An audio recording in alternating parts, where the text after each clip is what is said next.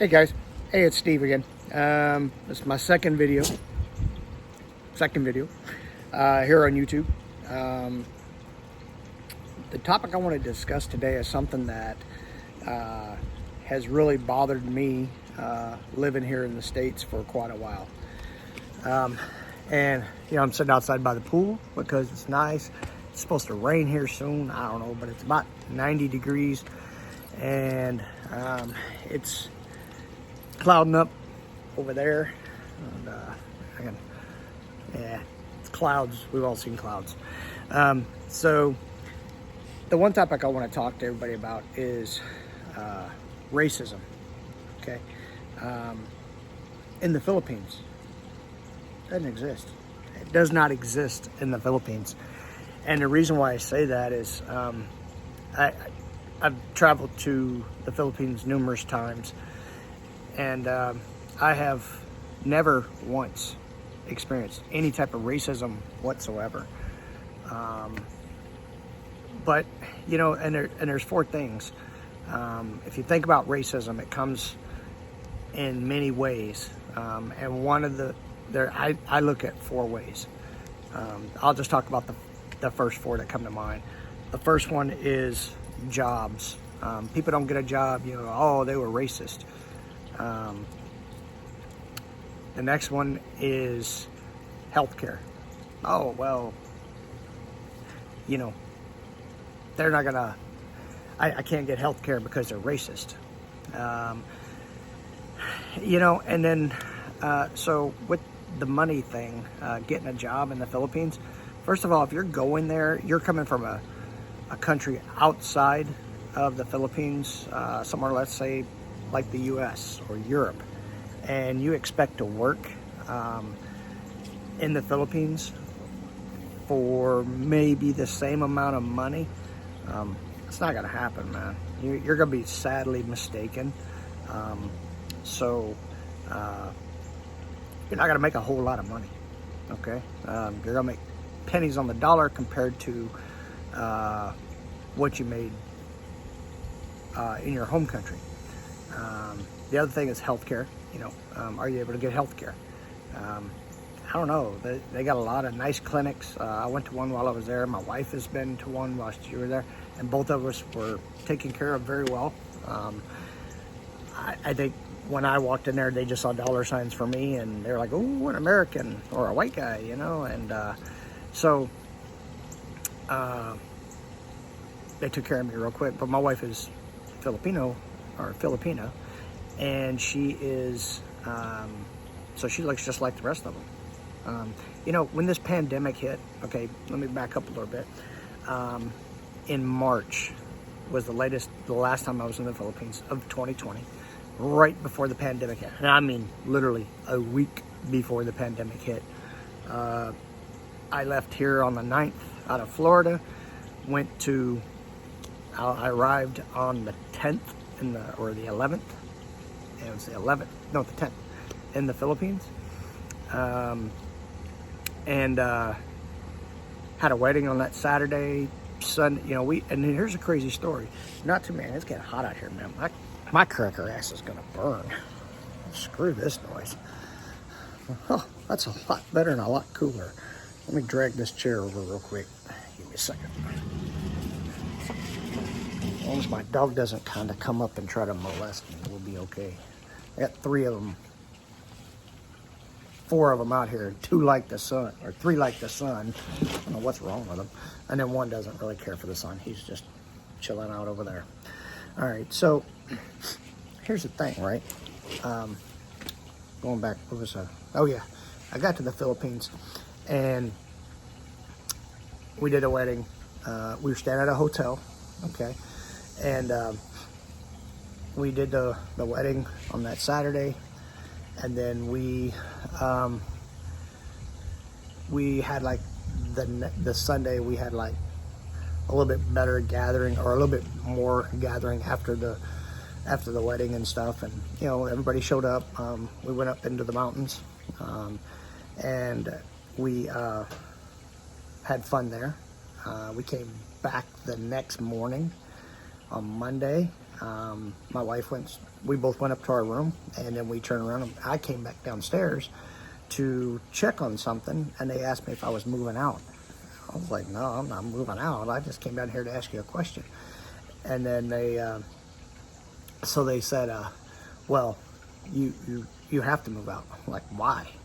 Why do we have to check out? We're not supposed to check out for another week. They're like, oh no, it's not just you, it's everybody. We are closing the hotel down. I was like, say what? I was like, look, if it's money, I'll give you money. They're like, no, it's not that.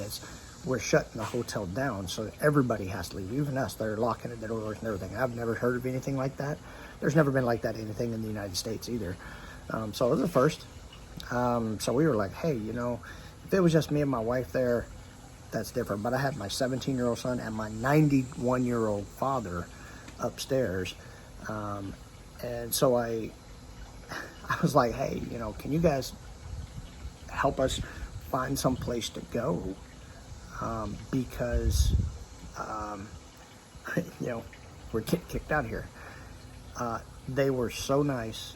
They found us a hotel, a little bit more expensive. They found us a hotel, and they even let us use they even drove us to the hotel with all our bags. So super nice people. I can't remember the name of the hotel, but I told my wife, I said, this is a perfect hotel for us. It came with free breakfast. It's not the Ritz. It's not the Marriott. It's a local hotel there in the city of Baguio, in Baguio City, about 8 hours north of Manila.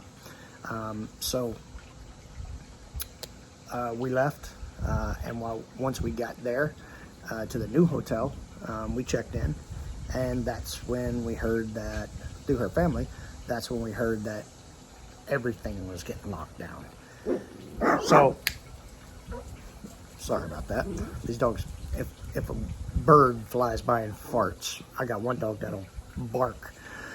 So anyways, so we decided that, if we stay in the hotel, we're going to be cramped in the hotel. We can't leave the hotel, and we're going to have to wear face masks the entire time and spend money for food, which, not a big deal. Okay. Or we could call my wife's sister and go to the mountains, where they have like a little resort or whatever. So we decided to check out and go there. We got our money back, and they didn't charge us, and it was great. We went up to the little hotel up there, or the little whatever, where we were the day before, and we stayed there for 3 weeks. 3 weeks. It was great for a week. Not 3 weeks. It was not great for 3 weeks. It was great, but I think after 3 weeks of being around family and being like this, I think it was a little bit too much when it's not planned. But one thing that my wife and I realized is that while we were there, we got internet, and we were watching what was happening on over here in the U.S. and stuff, and oh my God, everything in the U.S. was just falling apart. You had racism, you had the pandemic, which everybody was dealing with that, but you had racism. And where we were in the Philippines, you didn't have that. There wasn't any racism in the Philippines. Look, I'm a white guy. If I go there and expect to work, well, I'm not going to get a job. Here it is. If I go there, I don't care if they don't hire me, because I don't want a job. I'm retired. I'm retired. I don't care about them not paying me enough, because I have a retirement check from the Army. So does my wife. So I don't want to work. So you paying me, $5 a day for 8 hours of work, I'm cool. I'm the minority there. And if I don't care if you are being that way with me, then to me, there's no racism. But when there is racism, I'm talking about back here in the States, because there is. I mean, here's the deal. Black lives matter. All lives matter. We need to all come together, and we need to work on this together.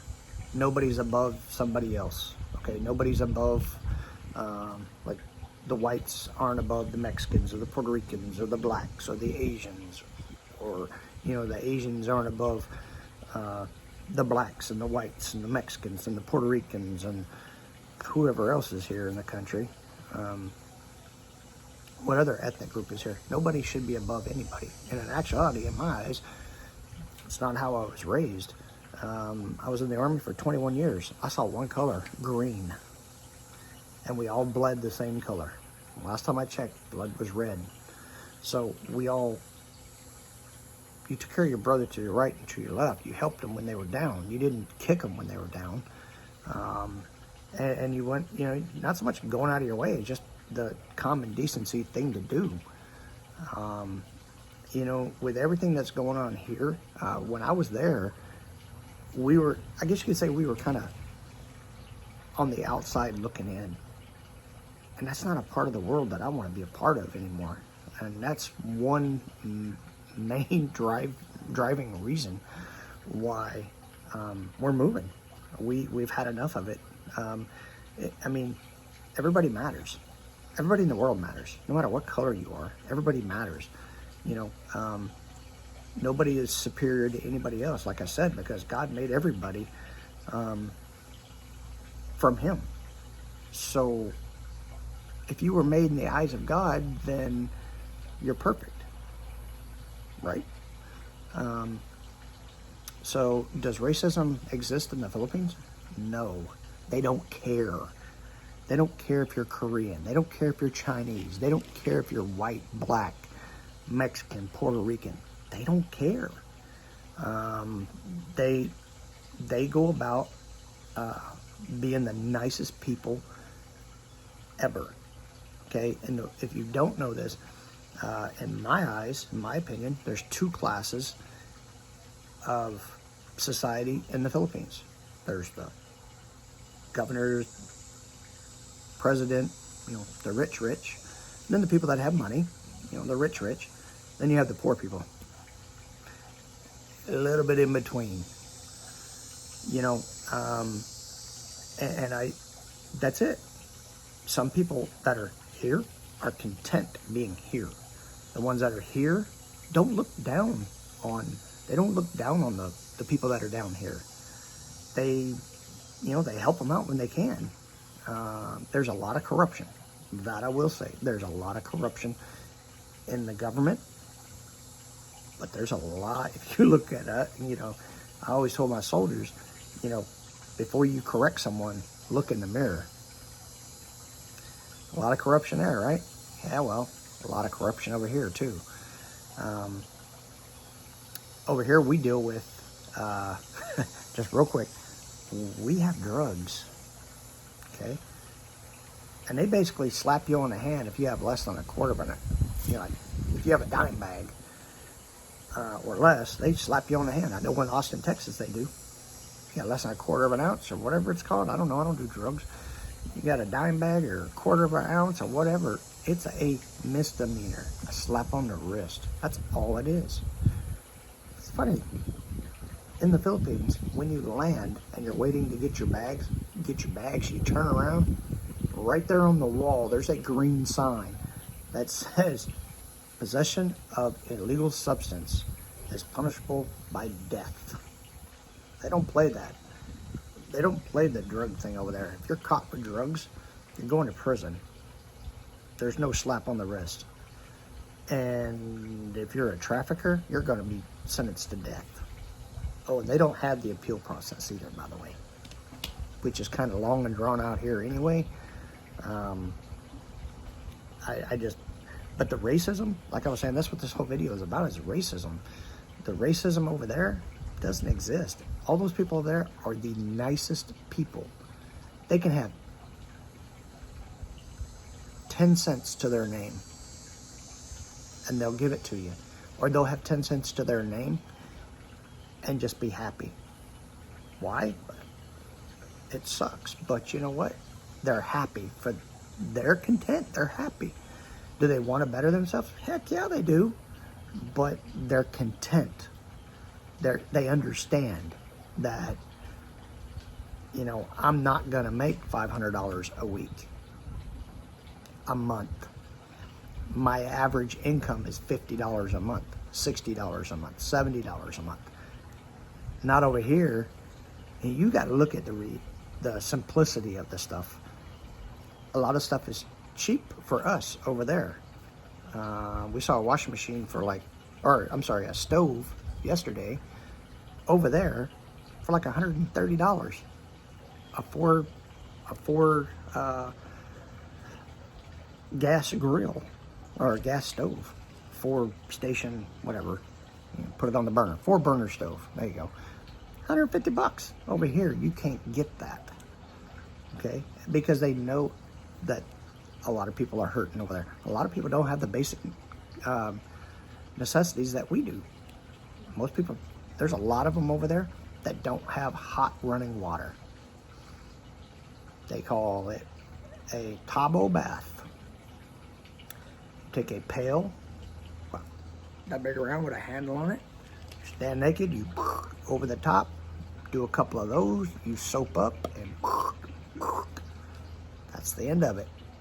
You know, that's your shower or your bath. But it works. You know what I mean? And over here, people would complain, oh my God, we don't have this or we don't have that. Okay, but you gotta, people in the United States, and I'm gonna say this, people in the United States are spoiled. I read a post one time that said, I'm gonna walk across to Mexico. No documentation. I'm gonna leave all my IDs and stuff here in the States.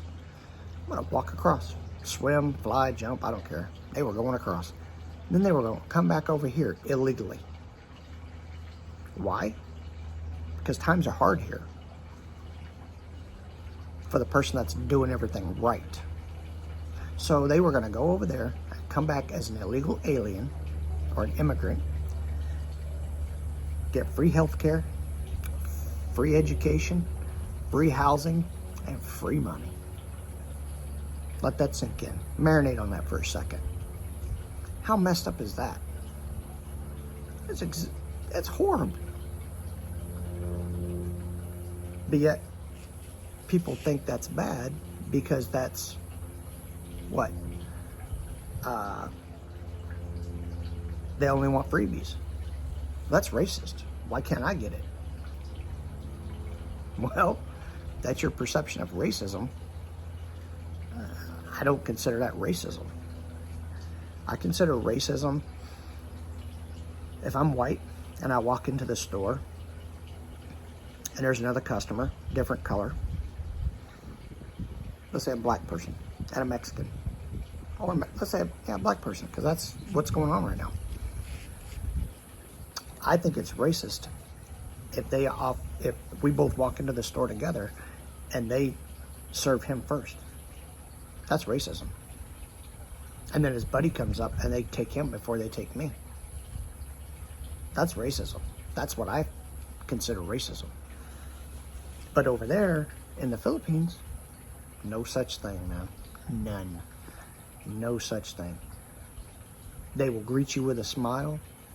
They will do everything in their power to make you happy and send you on your way with a good experience.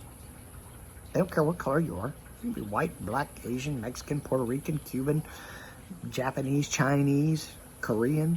They don't care. They're there to serve you.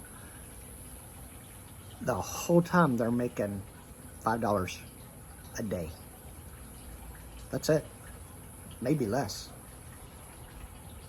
And we cry about $15 an hour. They're getting $5 a day. Sometimes even less, like I said. Think about that for a while. All right, so I'll shoot out another video probably tomorrow. So you guys go ahead and do me a favor and subscribe and hit that button so you'll know when I post my next one. All right? All right. Talk to you guys later. Bye.